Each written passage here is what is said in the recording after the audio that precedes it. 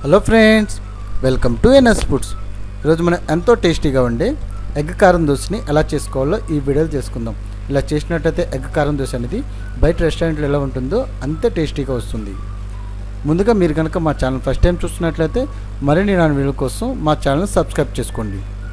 ఇప్పుడు తయారీ విధానం చూద్దాం. ముందుగా దీనికోసం రైస్ అనేది 3 కప్పులు నానబెట్టుకోవాలి.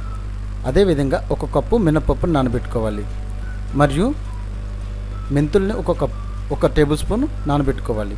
వీటి మొత్తాన్ని ఒక 5 గంటల పాటు మనం నానబెట్టుకోవాలి. ఈ విధంగా 5 గంటలు నానబెట్టుకున్న తర్వాత దీన్ని మిక్సీ జార్లో వేసి మనం మెత్తని పిండి కింద గ్రైండ్ చేసుకోవాలి. ఈ విధంగా గ్రైండ్ చేసుకొని దీని మొత్తాన్ని ఒక బౌల్లోకి మనం పక్కకు తీసుకోవాలి. ఈ విధంగా పక్కకు తీసుకున్న తర్వాత దీన్ని ఒక 8 గంటల పాటు మనం పక్కన పెట్టుకోవాలి. 8 గంటల తర్వాత చూసినట్లయితే మనకు పిండి అనేది కొంచెం ఫ్యూమింగ్ అయి ఉంటుందండి. ఈ విధంగా ఫ్యూమింగ్ అయిన తర్వాత దీని మొత్తాన్ని ఈ విధంగా ఒకసారి మొత్తం బాగా కలుపుకోవాలి. పిండి కన్సిస్టెన్సీ చూసుకోవాలండి. వాటర్ ఏమైనా పడితే మనం కలుపుకోవాలి. పిండి మొత్తాన్ని ఒకేసారి యూజ్ చేయం కాబట్టి దీనికి కొంచెం పిండిని ఒక బౌల్లోకి పక్కకు తీసుకోవాలి. ఇలా తీసుకున్న తర్వాత ఇందులో కొంచెం సాల్ట్ యాడ్ చేసుకోవాలి. రుచి సరిపడా సాల్ట్ యాడ్ చేసుకొని అందులో రిక్వైర్డ్ వాటర్ ఏమైనా ఉంటే వాటర్ యాడ్ చేసుకొని దీన్ని బ్యాటర్ అనేది పర్ఫెక్ట్గా చూసుకోవాలండి. మరీ పలుచగా కాకుండా మరీ గట్టిగా కాకుండా చూసుకోవాలి. అలా అయితేనే మనకి దోశలు అనేది చాలా పర్ఫెక్ట్గా వస్తాయి. బ్యాటర్ అనేది ఈ కన్సిస్టెన్సీ వచ్చేలాగా చూసుకోవాలి. ఇప్పుడు ఎర్రకారం రెడీ చేసుకోవటే ప్రిపేర్ చేసుకుందామండి. దీనికోసం ఎండుమిర్చి తీసుకోవాలి ఒక 15, అలాగే వెల్లుల్లిపాయలు ఒక 5 రెమ్మలు తీసుకొని అలాగే చింతపండు కొంచెం తీసుకోవాలండి. వీటి మొత్తాన్ని ఇప్పుడు మనం చిన్న మిక్సీ జార్లోకి తీసుకోవాలి. ఈ విధంగా మిక్సీ జార్లోకి ఈ మొత్తాన్ని మనం వేసుకోవాలి.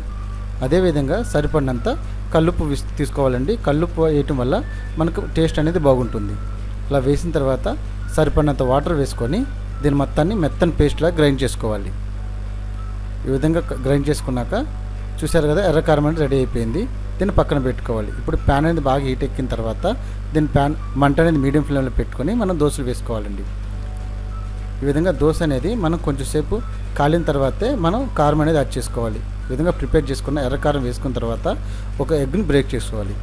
ఇలాగ బ్రేక్ చేసిన తర్వాత ఇది మొత్తం బాగా కలిసేలాగా ఈవెన్గా మనం దోశ మొత్తం స్ప్రెడ్ చేసుకోవాలి. ఇది కొంచెం సేపు మనం కాలిన తర్వాత ఇప్పుడు ఆయిల్ అనేది 2 టేబుల్ స్పూన్ ఎడ్జస్ట్లో మొత్తం యాడ్ చేసుకోవాలి. ఇలా యాడ్ చేసుకున్న తర్వాత మనకి ఒకవైపు కాలిన తర్వాత రెండో వైపు తిప్పుకోవాలండి. రెండో వైపు తిప్పిన తర్వాత దీన్ని ఎక్కువసేపు కాల్చకూడదండి. 1 నిమిషం పాటు రెండో వైపు కాల్చుకొని మన వెంటనే దీన్ని ఇంకోవైపు తిప్పేసుకోవాలి.